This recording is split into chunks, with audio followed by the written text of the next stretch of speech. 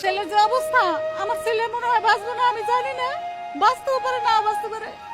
এখন আমার ছেলের কত কিছু লাগবে, রক্ত লাগবে, এটা লাগবে, ওটা লাগবে, কি দিয়ে কি করুম? আমার নিজেই নিরুপায়। আমার ছেলে আসছিল একমাত্র ভরসা আমার। সে আমার ছেলের নাম শাকিল, মানে ওর রিয়াল নাম হলো শাকিল, শাকিল ব্যাপারী। তাই আজকে ওরই যদি এই অবস্থা হয়, আজকে আমার সংসারটা কিভাবে বাঁচবে? আজকে কয় মাস ধরে আমার কয় বছর, 3 বছরের মতো তো আমার ছেলে ওর কাছে আছে। তাই 3 বছরের ভিতরে আমাদের দেখাশোনা করতে পারেন, তাহলে আমার সংসারটা কি হইতে পারে বুঝেন। আর আজকে আমার ছেলের এই অবস্থা, আমার ছেলের পাশে কেউই দাঁড়াইলো না। আগে পর অনেক মানে রিকোয়েস্ট করছে মানুষের, শাস্তি চাইতেছি, আরে জানি শাস্তি হয়, ও শাস্তিতে আর পরবর্তীতে জানি। আজকে সকালবেলা আমরা ঘুমায় রয়েছি, সকালবেলা আমার ছেলের মেজো ছেলের কাছে ফোন দিছে রাকিবের কাছে ফোন দিছে দারোগা ফোন দিয়ে বলতেছে যে তোমার ভাইয়ার তো এরকম এরকম, তোমার ভাইয়া দৌড়ে এসে আমাদের থানায় আসছে, এরকম অবস্থা।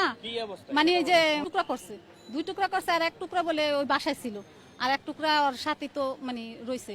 পরে দারোগায় এবার ওরে ওইখানে রাইখা তারপরে হাসপাতালে নিয়ে রক্তটা বন্ধ করছে, বন্ধ কইরা থুইয়া ওরে রাইখা থুইয়া আবার গেছে ওই শিখারে আনতে, শিখারে যাই আনছে। আর ওই পরবর্তী যে টুকরাটা ওইটাও সে বলে উদ্ধার করে আনছে।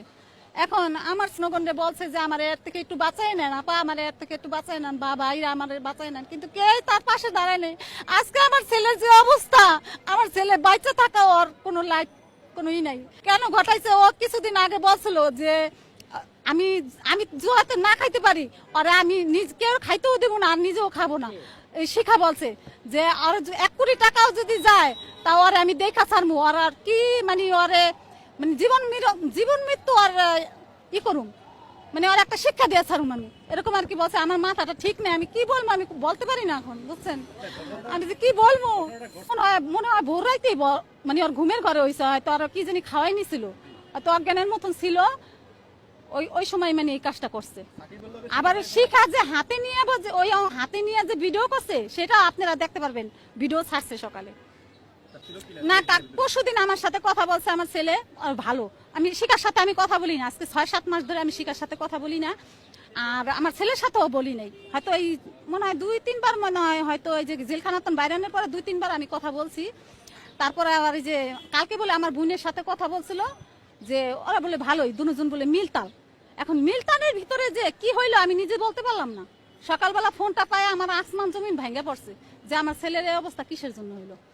কালকে বলে আমার বোনের সাথেও কথা হয়েছে। সূক্ষ্ম বিচার চাই, আপনারা যে বিচার করেন সেই বিচার আমি মাইনে নিব, কিন্তু আমার ছেলের বিচার চাই, ওর জানি ফাঁসি হয়, আমার ছেলের জন্য ওর জানি ফাঁসি হয়। কিন্তু ওই মেয়ে অনেক খারাপ, ও মানে শিখা বাজে ছেলের সাথে আর নিশা খারাপ, এই সব জিনিস নিয়ে ওর সাথে ঝগড়া হয় আমার ছেলের সাথে।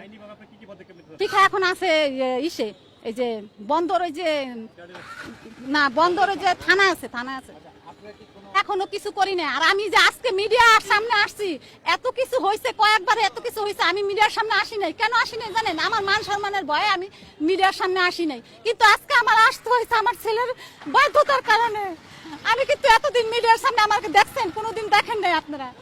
আমি কিন্তু মান সম্মানের ভয়ে আমি কোনো সময় মিডিয়ার সামনে আসি না। আমার ছেলে আমার অনেক বলছে, মা অনেক মানুষের দিকে কত দেয়, আমার যে এত বড় বিপদ, তা তো তুমি ক্যামেরার সামনে আসো না। আমি বলছি না বাবা, আমার মান সম্মানের ডর আছে, ওর মান সম্মান না থাকতে পারে, আমি গরিব হইলেও আমার মান সম্মান আছে, আমি কিন্তু মিডিয়ার সামনে যাবো না।